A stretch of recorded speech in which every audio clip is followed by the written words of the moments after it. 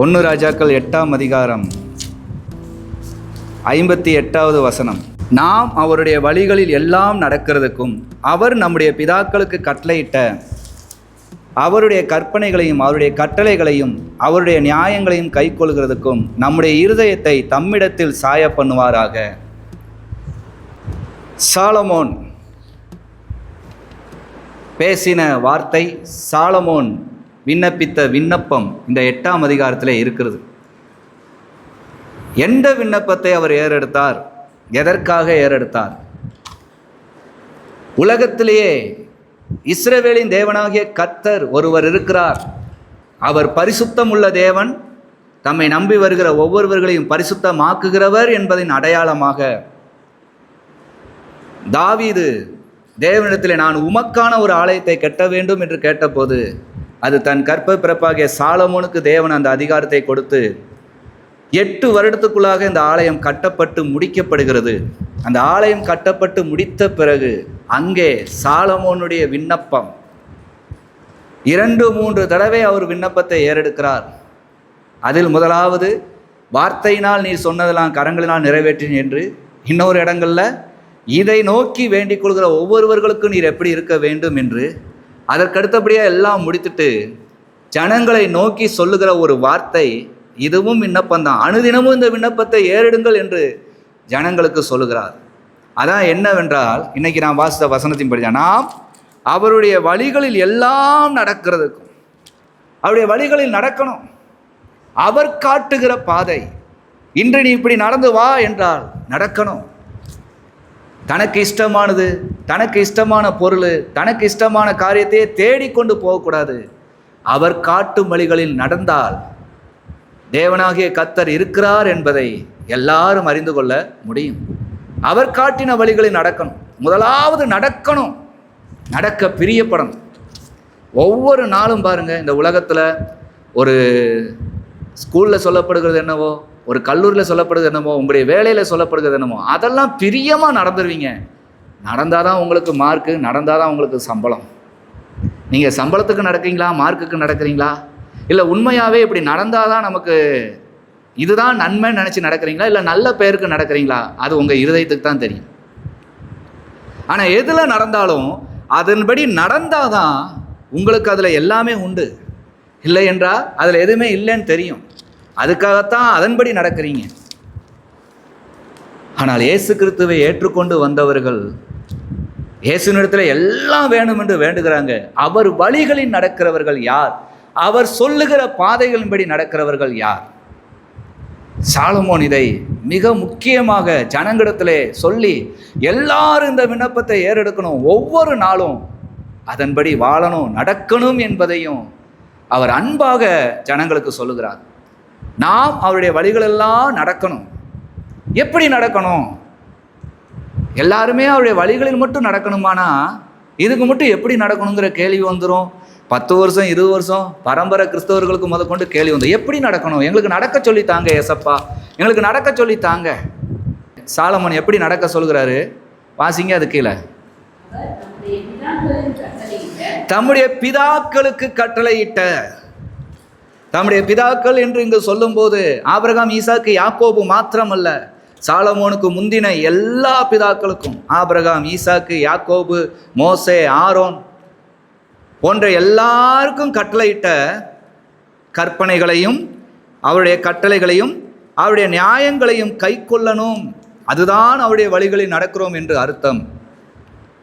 கற்பனை, கமாண்ட்மெண்ட்ஸ், இப்படித்தான் நீ இருக்க வேண்டும் என்பதை கை கொள்ள வேண்டும். அதை கற்பனைகளை கை கொள்ளணும் எழுதியிருக்கிறார்ல. அவருடைய கட்டளைகளையும் அவருடைய நியாயங்களையும் கை கொள்ளுகிறதுக்கும் இரண்டுமே கை கொள்ளப்படணும். அதுதான் வழிகளில் நடப்பது. இருதயத்தில் நிறுத்தி தேவன் இப்படி சொல்லியிருக்கிறார், நாம் இப்படித்தான் நடக்க வேண்டும் என்பதிலே நடக்கணும். நடந்தவர்களுக்கு ஆண்டவர் பெரிய வெற்றியை தருகிறார். அவர்கள் இந்த உலகமே வியந்து பார்க்குற அளவுக்கு உலகத்தையே ஜெயிக்கிறாங்க. அவ்வளோ பெரிய வெற்றி. ஆபிரகாம் அன்னைக்கு நடந்த அந்த நடையை பாருங்க, தாவீது நடந்த நடைகளை பாருங்க, மோசே, எல்லாரையும் திரும்பி பார்க்க வைத்தாங்க. ஆனால் அவர்கள் ஆண்டவர் காட்டின ஒரே பாதையில் நடந்தாங்க. அவர் கொடுத்த கற்பனை, அவர் கொடுத்த கட்டளை கை கொண்டார்கள்.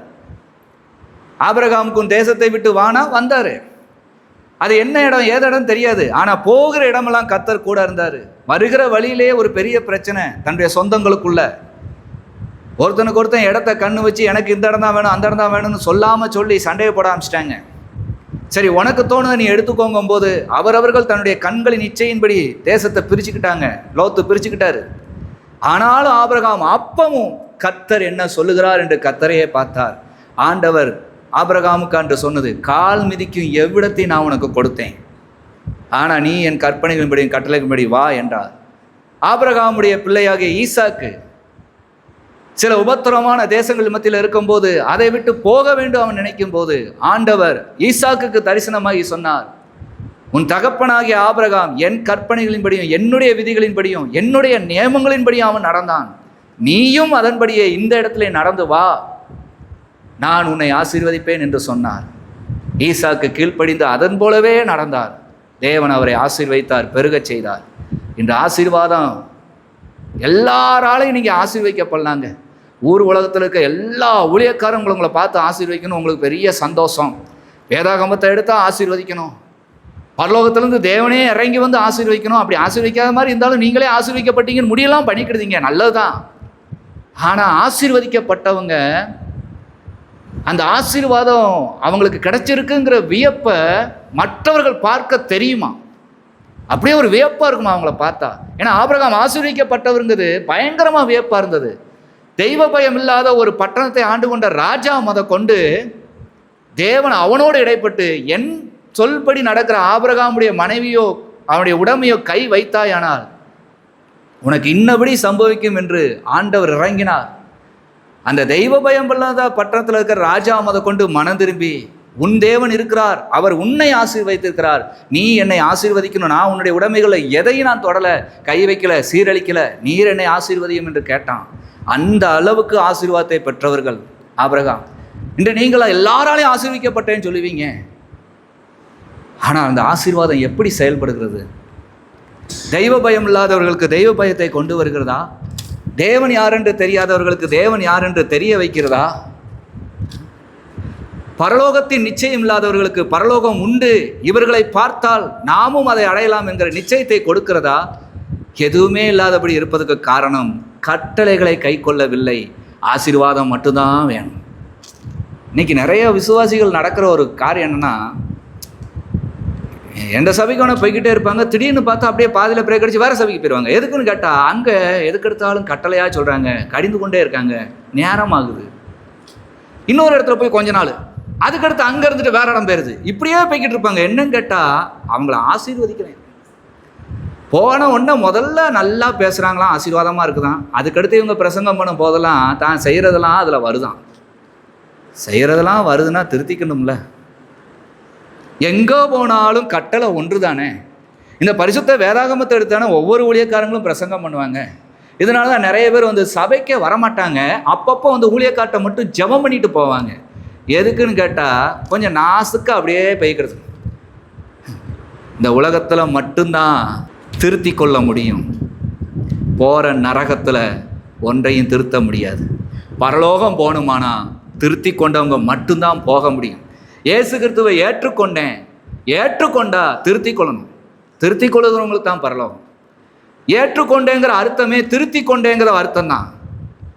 ஆனால் இன்னைக்கு எல்லாரும் என்ன சொல்லுவாங்க, வாயில ஏற்றுக்கொண்டேம்பாங்க, ஆனால் திருத்தி கொண்டார்களா? திருத்தம் மட்டும் சொல்லாதீங்க. அப்போ பைபிள் படித்தா அதில் இருக்க ஏகப்பட்ட திருத்தம், ஒன்றை திருத்திக்கணும். அதனால தான் இன்னைக்கு பைபிளையே திருத்தலாம்னு நினைக்காங்க நிறைய பேர்.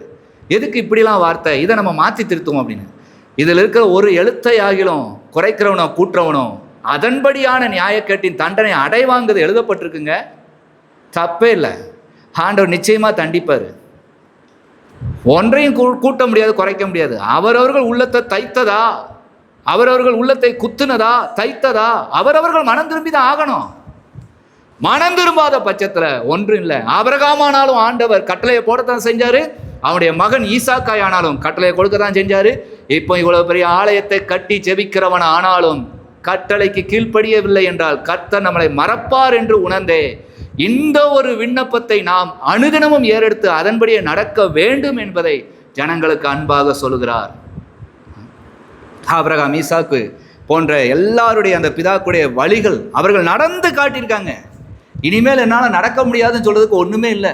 புதிய ஏற்பாட்டின் காலத்தில் இயேசு கிறிஸ்துவை ஏற்றுக்கொண்ட அப்போஸ்தலர்கள், சீசர்கள், பவுல் எல்லாருமே நடந்து காட்டியிருக்காங்க. அதெல்லாம் நடக்க முடியாதுன்னு ஒன்றுமே சொல்ல முடியாது. அதில் இருக்கிறபடி தான் இன்னைக்கு நடக்கணும். வேற ஒன்றும் புதுசாக ஒன்றும் ஆண்டவர் புது விதமாக ஒன்றும் ஒரு கட்டளையும் போடலை. கிட்டத்தட்ட 2000 ஆண்டுகளுக்கு முன்னாடி எழுதப்பட்ட இந்த வேதாகமத்தில் இருக்கிறதான் எல்லா ஜனங்களும் கடைபிடித்து நடக்க. ஆனாலும் இன்றும் கடைபிடிக்க மாத்திரம் முடியல, கை கொள்ள முடியல. ஆனால் ஆசீர்வதிக்கணும். ஆண்டவர் பரலோகம் என்கிற பெரிய ஆயத்தத்தை உங்களுக்கு காட்டி இருக்குதுப்பா, உன்னை நிச்சயமாக உன்னை அங்கே கூட்டு போவேன், உன் பாவத்தெல்லாம் மன்னிச்சிருக்கேன்னு பாவ மன்னிப்பையும் கொடுத்து வாழ வச்சாலும் மீண்டும் மீண்டும் இவர்கள் விரும்பினதை தான் தேடுறாங்களே தவிர என்னை மன்னிச்சவர் விரும்புகிற ஒரு வாழ்க்கை வாழணுமேனு தேடாத ஒரு குறை இருக்குல்ல. அதனால தான் அன்னைக்கு சாலமோன் இத்தனை விண்ணப்பத்தை ஏறத்தாலும் ஒன்று சொல்லிட்டான், நாம் அவருடைய வழிகளெல்லாம் நடக்கணும். அது வேற விதமாக புது வழியாக அவங்கவுங்க மனசில் தோன்றபடிலாம் இல்லை. நமக்கு ஒரே ஒரு வழி தான். நம்முடைய பிதாக்கள் ஆபிரகாம், ஈசாக்கு, யாக்கோபு, மோசே, தாவீது போன்றவர்கள் நடந்த அந்த நடைகளில் நாம் நடக்கணும். அப்படி நடக்கணுமானால் அவர்கள் என்ன பண்ணினார்கள்? அவருடைய கற்பனைகளையும் அவருடைய கட்டளைகளையும் கை கொண்டார்கள். அதற்கு நேராக நம்முடைய இருதயம் சாயணும். வேற எந்த பக்கமும் சாயக்கூடாது. வலதுபுறத்திலும் இடதுபுறத்திலும் சாயாதபடி வழி இதுவே என்கிற தேவனுடைய கற்பனை, தேவனுடைய கட்டளை, இவைகளிலே சாயணும். அனுதினமும் சாயணும். அனுதினமும் அதை தழுவிக்கொள்ளணும். அப்பா, எனக்கு நீங்க என்ன சொல்லுகிறீங்க? நான் கீழ்ப்படுகிறேன்ப்பா. இன்னைக்கு இந்த வேதாகமத்தில் ஒன்று படிச்சிருக்கீங்க, இருதயத்தை குத்துதா, உங்ககிட்ட அது இருக்குது, உடச்சிட்டாரு. சபைக்கு வரீங்க, நல்ல ஆராதனை பண்றீங்க, ஜெபிக்கிறீங்க, பிரசங்க வேளையில தொடுது வார்த்தை, கை கொள்ளணும். அதற்கு இருதயத்தை சாய்க்கணும். யாருக்குமே தெரியாது, ஊழியக்காரர் பிரசங்கம் தான் பண்ணிட்டு போறாரு, உள்ள இருக்குது உங்களுக்கு தான் தெரியும். ஆண்டவர் உங்கள் மீது கொண்ட அன்பின் நித்தமாய் நீங்க ஆசீர்வாதமா இருப்பதற்காக இந்த வழியை விட்டுன்னு சொன்னா இவங்களுக்கும் தெரிஞ்சு போச்சோன்னு கோச்சிட்டு வேற சபை போறது. யாரை வேணா கோச்சிக்கலாம், யார்கிட்ட வேணா மறைச்சிக்கலாம். அவரை வருத்தும் காரியங்கள் உங்கள் உள்ளத்தில் இருக்குமானா பரலோகத்தின் நிச்சயத்தை மாத்திரம் அடையவே முடியாது. அந்த மனசுக்கு அதிகாரி பிரசங்கம் பண்ணுகிற நாங்கள் கிடையாது, அந்த மனசை வச்சிருக்கிற நீங்களும் கிடையாது. ஆண்டவர் என்னைக்கு அதிகாரியோ அவர்கள்தான் ரட்சிக்கப்பட்டவர்கள். அந்த அதிகாரத்துக்கு கீழ்ப்படியணும்.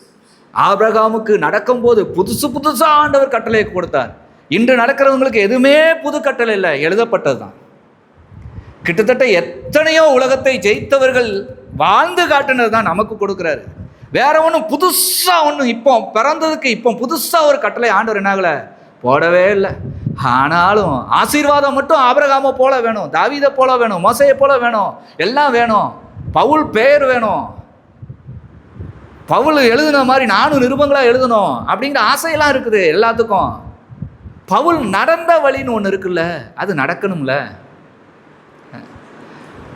பவுல் எப்படிப்பட்ட சூழ்நிலைகளாம் கர்த்தர் அவரை நடத்தி வந்தார், அதிசயத்தை செய்தார்ல. அந்த அதிசயம் உங்கள் வழியாகவும் நடந்தாதானே ஆண்டவர் உங்களை ஆசீர்வச்சிருக்கான்னு உலகத்துக்கு தெரியும். நடக்கிறவங்களாக தாங்க முடியும். வாசிக்கிறவங்களாலையும் ஜெபிக்கிறவங்களாலையும் முடியும்னா சொல்ல முடியாது. வாசிக்கணும், ஜெபிக்கணும், நடக்கணும், கை கொள்ளணும்.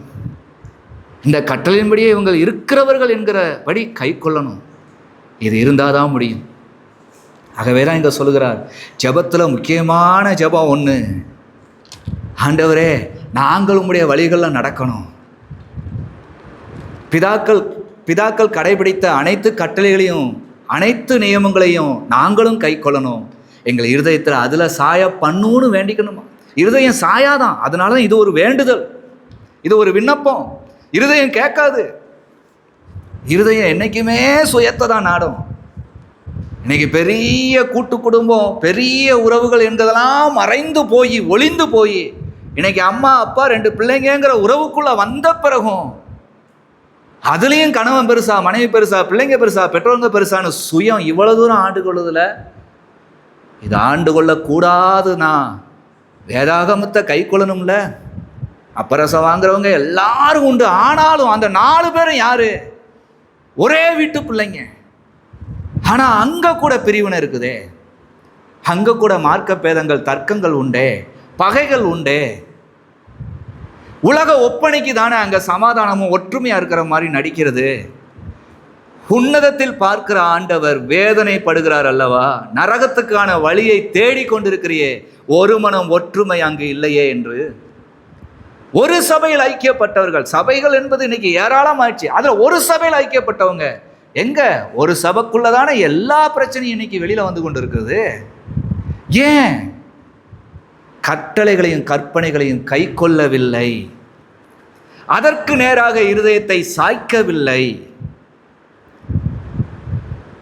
அன்றே நன்றாக அறிந்த சாலமோன், அவர் ஏற்கனவே ஆண்டவர் சாலமோனை ஞானத்தில் பெரிய ஆளாக உருவாக்குனார், ஞானம் கொடுத்துருக்கிறார்ல. அதனால தான் இந்த ஒரு விண்ணப்பத்தையும் நம்ம எல்லாரும் அனுதினமும் ஏறெடுக்கணும், எல்லாரும் இதை கை கொள்ளணும்.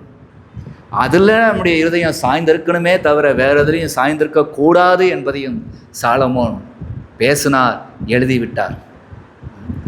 இப்படிப்பட்ட சாலமோன் முடிவு வரைக்கும் ஆண்டவர்கிட்ட நிலைச்சிருந்தாரா? அதுதான், என்னைக்கு இருந்தாலும் இந்த உலகம் நம்மளை மயக்கிறோம், உலகத்தை ஜெயிக்கிறவங்க தான் உன்னதத்துக்கான பாதையில் நடக்க முடியுங்கிறதுக்காகத்தான் இந்த வார்த்தையை முன்னக்கூட்டியே சொல்லிட்டார். நம்ம இருதயம் அவரோட சாய்ந்திருக்கலைன்னா, பணத்தோடையும் பதவியோடையும் பொருளோடையும் நிறைய ஜனக்கூட்டத்தோடையும் சாய்ந்து சாய்ந்து சாய்ந்து பரலோகம் போகிறத விட்டுரும். பரலோகம் போகணுமானால் தேவன் நமக்கு கொடுத்த கற்பனைகளையும் கட்டளைகளையும் கை கொண்டு அவைகளின்படியே நடந்து வந்து அதிலேயே நம்முடைய இதயத்தை சாய்த்தவர்கள் என்று உலகம் சொல்லுமானால், உலகத்திற்கு அதுதான் வாழ்க்கை என்று நீங்கள் வாழ்ந்து காட்டுவீர்களானால் பரலோகம் நிச்சயம் என்பதை இங்கே சொல்லியிருக்கிறார். ஏறெடுக்க வேண்டிய விண்ணப்பத்திலே மிக மிக முக்கியமான விண்ணப்பம். இந்த நாளில் இருந்து எல்லாருமே ஏறெடுக்க ஆரம்பிச்சிருங்க. ஏன்னா காலம் சமீபமாக இருக்கிறது. இதோ நான் சீக்கிரம் வருவேன் என்றவர் வருகைக்கான அனைத்து ஆயத்தங்களும் இந்த பூமியிலே நடந்து கொண்டு தான் இருக்குது. யுத்தங்களையும் செய்திகளையும் பூமி அதிர்ச்சிகளையும் இயற்கை சீற்றங்களையும் அதிகமாக இன்று கண்டு கொண்டிருக்கிறோம். எங்கெங்க என்ன நடந்தாலும் எல்லாருடைய கண்களும் அதை கண்டு கொண்டு தான் இருக்கிறது. அவருடைய பிள்ளைகள் உபத்திரவப்படாதபடிக்கு நித்திய ராஜ்யத்திலே சேர்த்துக்கொள்ள வருவார் என்பதும் நிச்சயமாகத்தான் இருக்கிறது. ஆகவே அவருடைய எல்லா வழிகளின்படி நடக்க பிதாக்கள் நடந்த அதே நடை, அதாவது வேதாகமத்தில் கூறப்பட்ட இந்த பரிசுத்த பிதாக்கள் நடந்த அதே நடைகளில் நீங்களும் நடக்க, அவருடைய கட்டளைகளையும் கற்பனைகளையும் கை கொள்ள ஒவ்வொரு நாளும் இருதயத்தை சாய பண்ணுங்க. இன்றைக்கு ஆண்டவர் எனக்கு என்ன கட்டளை கொடுப்பார், இன்றைக்கு நான் எதை கை கொள்ளணும், ஆண்டவர்கிட்ட விரும்புங்க. இதை நீங்கள் விரும்பும்போது நீங்கள் இந்த பூமியில் இன்னும் என்ன இருக்குது ஏது இருக்குன்னு விரும்பாத கேளாத எல்லாவற்றையும் அவர் உங்களுக்கு தர முடியும். ஆகவே இவைகளை முதலாவது உங்களுடைய ஜெபமாக மாற்றுங்கள். கட்டளைகளையும் கற்பனைகளையும் கை கொண்டு நடக்க இருதயத்தை சாய்த்து கொடுங்கள். அதிலேயே இருதயத்தை சாய்த்துக்கோங்க. கர்த்தர் உங்களை கொண்டு பெரிய காரியத்தை செய்வார். கர்த்தர் தாமே உங்களை ஆசீர்வதிப்பாராக. ஆமென்.